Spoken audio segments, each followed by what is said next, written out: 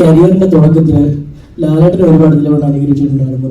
അപ്പൊ അതിനുശേഷം വർഷങ്ങൾക്ക് ശേഷം ദിലീപേട്ടൻ ലാലേട്ടനായിട്ട് ഇപ്പം ചൈന ടൗൺ, ക്രിസ്ത്യൻ ബ്രദേഴ്സ് അതുപോലെ കുറെ പടങ്ങൾ ചെയ്തു 2020. അപ്പം എല്ലാവരും മലയാളികളെല്ലാം അപ്പൊ മലയാളികൾ എല്ലാവരും എടുത്തു പറഞ്ഞൊരു കാര്യമാണ്, മലയാളത്തിൽ സഹോദരന്മാരായിട്ട് അല്ലെങ്കിൽ അങ്ങനെ വരുവാണെങ്കിൽ തന്നെ ഏറ്റവും കൺവിൻസിംഗ് ആയിട്ടുള്ള കോമ്പോ നിങ്ങളാണ് എപ്പോഴും പറയാറുണ്ട്. അപ്പൊ ലാലേട്ടനായിട്ട് റിയൽ ലൈഫിലുള്ള ആത്മബന്ധം ഈ ഒരു കോമഡി സഹായിക്കാറുണ്ട്, അല്ലെങ്കിൽ അതിന്റെ ഒരു രഹസ്യം എന്താണോ? എനിക്ക് ലാലേട്ടനെ ഒരുപാട് ഇഷ്ടമാണ്. ഞാൻ ലാലേട്ടനെ അനുകരിച്ചിരുന്ന ഒരാളാണ് മിമിക്രി എന്ന സമയത്ത്.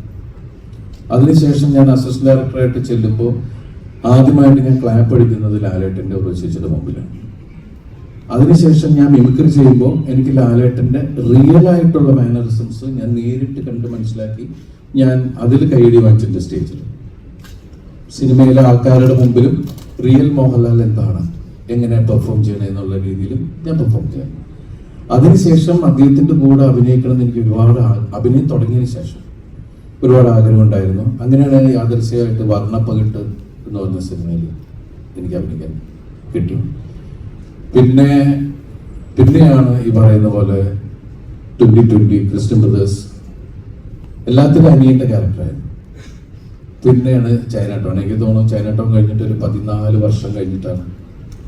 ചിലപ്പോൾ നമുക്ക് ഒരാളോടുള്ള ഇഷ്ടം അതെന്തായാലും ആ ഒരു കെമിസ്ട്രി നാച്ചുറലി നമുക്ക് സ്ക്രീനിൽ ഉണ്ടായേക്കാം. കാരണം ബേസിക്കലി നമ്മളൊക്കെ ഇപ്പം എൻ്റെ സീനിയേഴ്സാണ്, മമ്മൂക്കയാണെങ്കിലും ലാലേട്ടനാണെങ്കിലും സുരേഷ് ഏട്ടനാണെങ്കിലും ജയറാമേട്ടനാണെങ്കിലും ഞാൻ ഇവരുടെ കൂടെയൊക്കെ വർക്ക് ചെയ്തിട്ടുള്ള ആളാണ്, അസിസ്റ്റൻ്റ് ആയിട്ടൊക്കെ. അപ്പം അന്ന് മുതൽ നമുക്ക് എനിക്ക് ആരോടും ഒരു ഈഗോ ഇല്ലാത്ത ഒരാളാണ് ഞാൻ. പോയിട്ട് 2020 ചെയ്യുന്ന സമയത്ത് അവരുടെ വീട്ടിൽ ഞാൻ രാവിലെ പോയിട്ട് നമുക്ക് പോവാട്ടോ എന്ന് പറഞ്ഞിട്ട് നമ്മൾ വിളിക്കാൻ പോകാം. ഞാനപ്പുറത്ത് ഇപ്പുറത്തെ ഹീറോ ആയിട്ട് അഭിനയിക്കുന്ന ഒരാളാണ്. പക്ഷെ അതല്ല, ഞാൻ അവരുടെ മുമ്പിൽ എന്താണ് കാര്യം, എൻ്റെ വളർച്ച മൊത്തത്തിൽ കണ്ടിട്ടുള്ളത് അവരാണ്.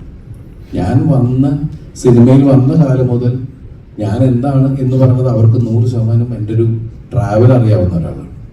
അപ്പം അതുകൊണ്ട് അവരുടെ സിനിമയിൽ തന്നെ അഭിനയിക്കാൻ വിളിച്ചു കഴിഞ്ഞാൽ ഞാൻ കഥ പോലും ചോദിക്കാറില്ല. എന്തിനാണ് അവർ വിളിക്കുമ്പോൾ എന്തെങ്കിലും ചെയ്യാൻ എന്തെങ്കിലും ഉണ്ടാവും. അതിൽ ആരാണ് സ്ക്രീൻ സ്പേസ് ഇത്ര, ആരാ സ്കോർ ചെയ്യണേ, അതൊന്നും ഞാൻ ചോദിക്കാറില്ല. ഇത്രയും സിനിമകളിൽ ഞാൻ അവരോട് അഭിനയിച്ചാൽ ഈ 4 പേരോട് അഭിനയിച്ച സിനിമയിൽ ഞാൻ ഒന്നും ചോദിക്കാതെ പോയിട്ട് അഭിനയിക്കുക ചെയ്യാം. അത് നമ്മൾ അവർക്ക് കൊടുക്കുന്ന റെസ്പെക്റ്റ്, അവരുടെ വിശ്വാസമൊക്കെയാണ്. അപ്പൊ ഈ ഇഷ്ടമായിരിക്കും ആ സ്ക്രീനിൽ നമുക്ക് ഫീൽ ചെയ്യുന്നത്. അതുപോലെ ഇപ്പം ബബാബയിൽ ഒരുപാട് റെഫറൻസസ് വന്നു ദിലീപന്റെ ഒരുപാട് സിനിമകളിൽ. അപ്പൊ ദിലീപന്റെ ഏറ്റവും എക്സൈറ്റഡ് ആയിട്ട് ഏറ്റവും ഇഷ്ടപ്പെട്ട ഏതൊരു റെഫറൻസ് അല്ലെങ്കിൽ ആ ഒരു സീൻ ഏതായിരിക്കും ബബാബയില് ഇപ്പൊ ചെയ്തതില്?